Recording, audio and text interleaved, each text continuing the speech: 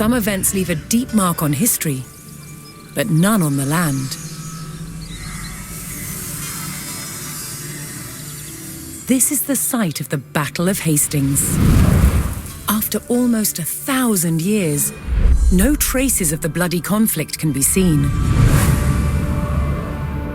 But here, the fate of England turned.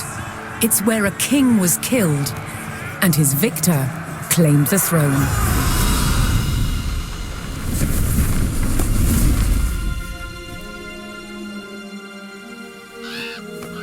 October 14th, 1066. We know what happened here on this day, thanks to this. The Bayeux Tapestry. A carefully preserved illustrated record of events. It shows the main players. Harold, the newly crowned Anglo-Saxon King of England, and his challenger, William, Duke of Normandy. William claimed the previous king had promised him the crown. So, he assembled an army and prepared to sail to England to fight King Harold for the throne. But a storm thwarted his plans. Meanwhile, Harold discovered that a Viking invasion had landed in the north. Another threat to his crown. So he raced to fight them. In France, William waited for the right conditions to sail across the Channel to England.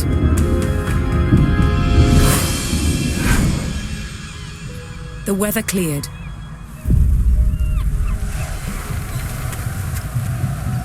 He seized his chance.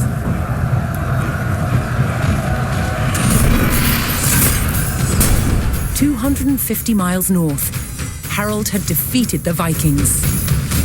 Now, hearing of William's arrival, his army sped south. At 9 o'clock in the morning, on this hill, William's Norman army were ready to do battle with Harold's Anglo-Saxon men. The stage was set, and up for grabs, England itself.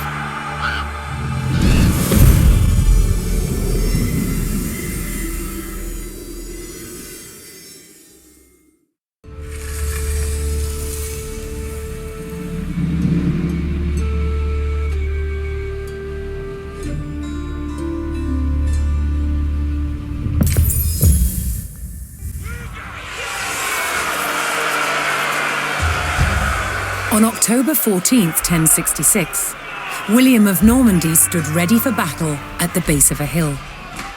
The high ground belonged to King Harold of England and his Anglo-Saxon army. Here, on this hilltop, the fate of England would be decided.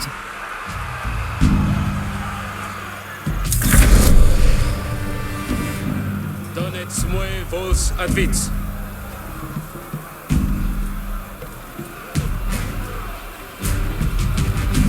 Attendez les commandements.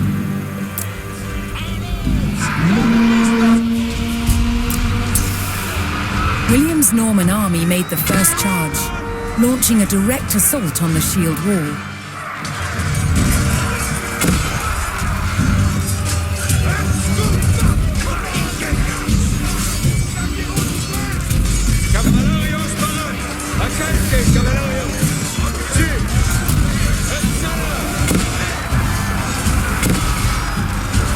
Though William's army fought fiercely against the shield wall, it would not yield.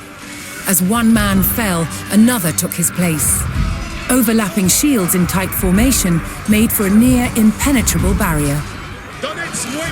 Realizing his army could not break the shield wall, William called for a retreat.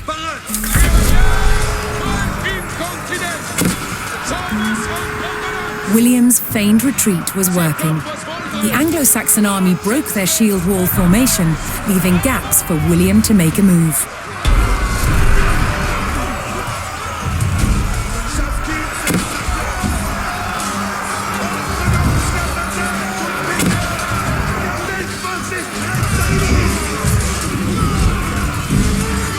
With Harold's men no longer in shield wall formation, William could pick them off as they charged.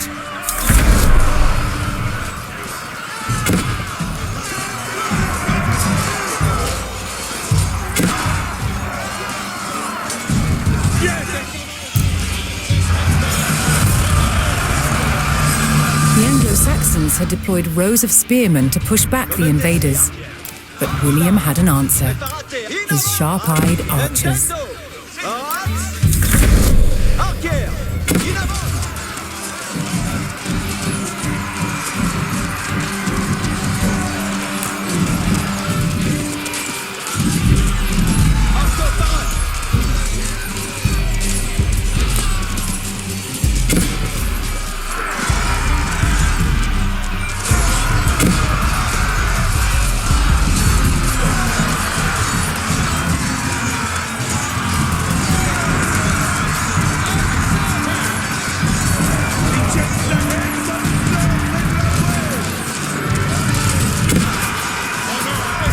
More Norman men-at-arms reinforced William's army.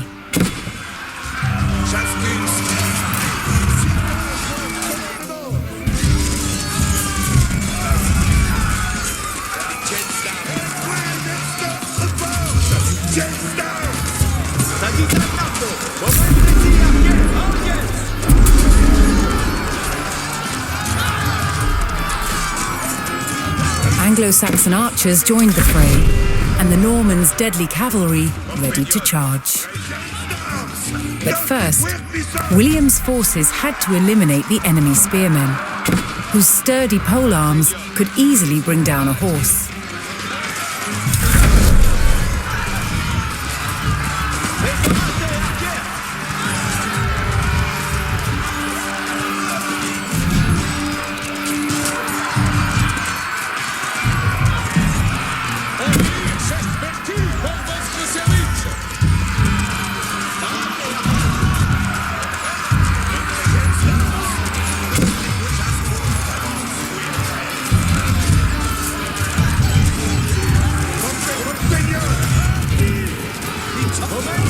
Additional Norman archers joined the battle.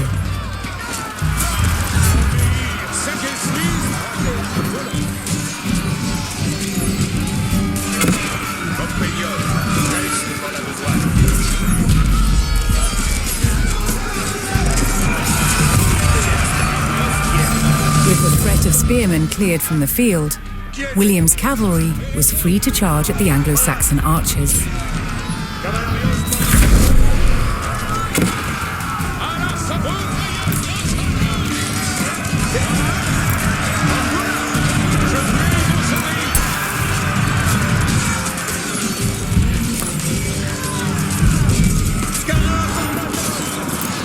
The Anglo-Saxon army was in disarray. Their shield wall had been neutralized and their numbers were dwindling. Now the only thing standing between William and victory was King Harold himself.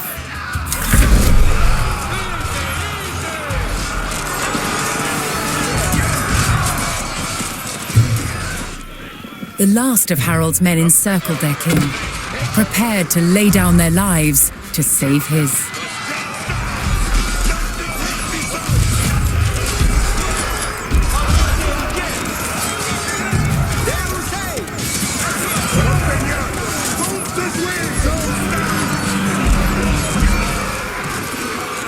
More Norman cavalrymen took to the field.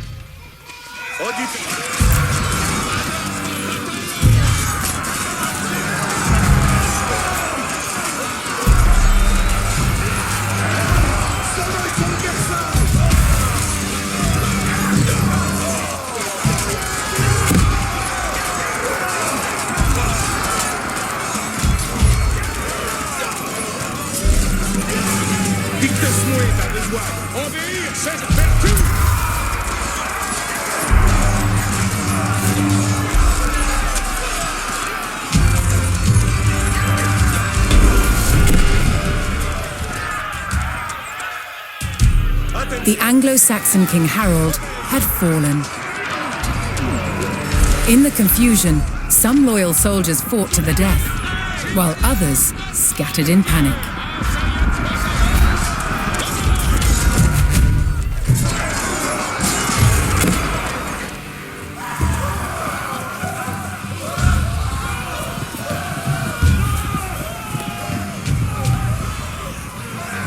Leaderless and defeated, the last of the Anglo-Saxon army fled for their lives.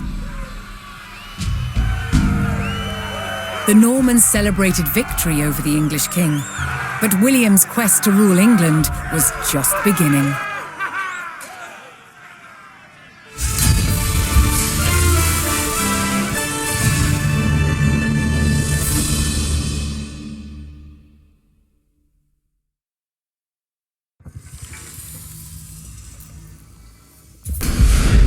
At Guédelon in France, to understand how castles were constructed,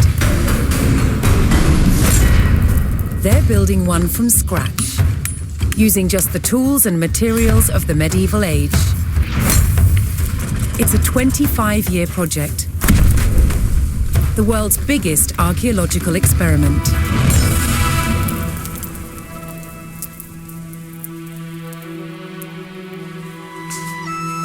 The most important defensive feature of any castle was the wall surrounding it. Castle walls had to be incredibly thick in order to resist attack and absorb the impact of projectiles fired from trebuchets. The curtain wall was over 20 feet deep, interspersed with towers. In earlier Norman castles, they were square. But while on crusade, European knights saw that eastern towers were round. They realized that eliminating corners not only made them stronger, but also provided a better view of the surrounding landscape. Completing the walls will take some 30,000 tons of sandstone. Transport costs in the Middle Ages were incredibly expensive. So having a good supply of local stone close to the castle was vital. To extract it from the quarry, first a row of holes is hand-drilled. Once all the holes are ready, I'm ready to put in the iron wedges, and I'm ready to split it open by hitting very hard on each wedge with a big sledgehammer.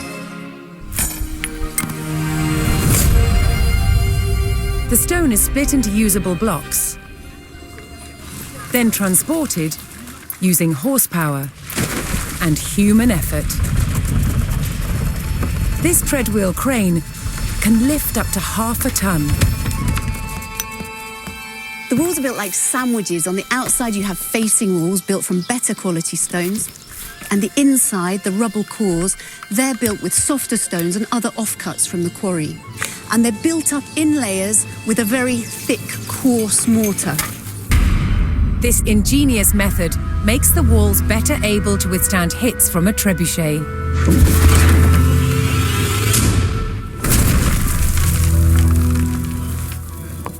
Sandstone is too hard to be carved into intricate windows, vaults, and steps.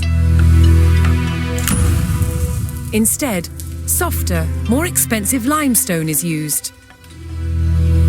These sophisticated building techniques make castles the ultimate feats of medieval engineering. It's a testament to their construction that so many still stand today.